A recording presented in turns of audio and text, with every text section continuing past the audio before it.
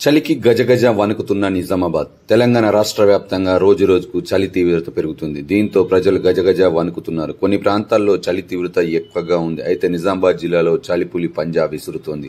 జిల్లా వ్యాప్తంగా కనిష్ట ఉష్ణోగ్రతలు నమోదవుతున్నాయి. నిజామాబాద్ జిల్లాలో ఉష్ణోగ్రతలు గణనీయంగా పడిపోయి కనిష్టంగా 11 డిగ్రీలుంటే గరిష్టంగా 31 డిగ్రీల రికార్డైంది. వారం రోజులుగా ఉష్ణోగ్రతలు కనిష్టంగా నమోదవుతున్నాయి. ఈదురుగాలులు జనజీవనాన్ని స్తంభింపజేస్తున్నాయి. చలి తీవ్రతకు ప్రజలు గజగజ వణికిపోతున్నారు. ఇల్లు విడిచి బయటకు వెళ్లాలంటే జనాలు జంకుతున్నారు. ముఖ్యంగా పెరుగుతున్న చలి తీవ్రతకు చిన్నపిల్లలు, వృద్ధులు అనారోగ్యాల బారిన పడుతున్నారు. చలిని తట్టుకోలేక చలి మంటలు వేసుకుంటున్నారు. మరికొందరు స్వెటర్లు, ముసుగు టోపీలు ధరించి బయటకు వస్తున్నారు. పాల వ్యాపారులు, పేపర్ బాయ్ చలిలో కూడా వారి పనులు చేసుకునేందుకు తీవ్ర ఇబ్బందులు పడుతున్నారు. ప్రతిరోజు వాకింగ్ వెళ్లే వాకర్స్ కూడా 1 గంట లేటుగా వెళ్తున్నామని చెప్తున్నారు. రాత్రి సమయంలో చలి మరింత తీవ్రంగా ఉంటుంది. దీంతో ప్రజలు సాయంత్రం 6 నుంచి ఉదయం సూర్యుడు వచ్చే వరకు ఇల్లు వదిలి బయటకు వెళ్లే పరిస్థితి లేదని వినయ్ కదం చెప్తున్నారు. ప్రతిరోజు వాకింగ్ వెళ్లే వారిమి. అయితే చలి ఎక్కువగా ఉండడంతో ఉదయం సూర్యుడు వచ్చిన తర్వాతే వాకింగ్ వెళ్తున్నామని తెలిపారు. ఈ 2-3 రోజుల నుండి చాలా చలి ఉన్నదండి.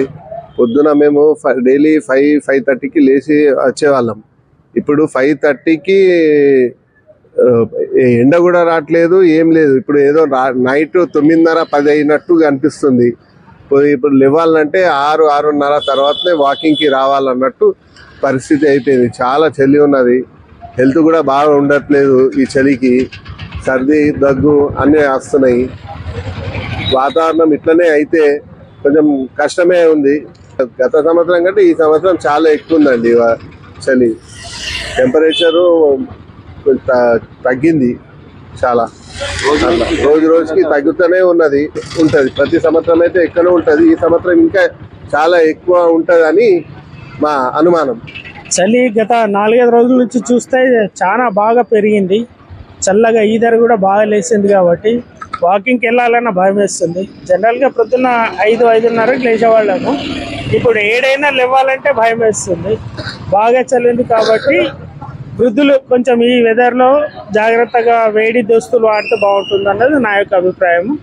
చలి ఇంకా ముందు బాగా పెరిగే అవకాశాలు అయితే బాగానే కనిపిస్తుంది. పోయిన సంవత్సరం నుంచి చూసుకుంటే ఈ సంవత్సరం చలి తీవ్రత కొంచెం పెరిగినట్టే అనిపిస్తుంది. ముందు ఇంకా పెరిగే అవకాశాలు బాగా ఉన్నాయి.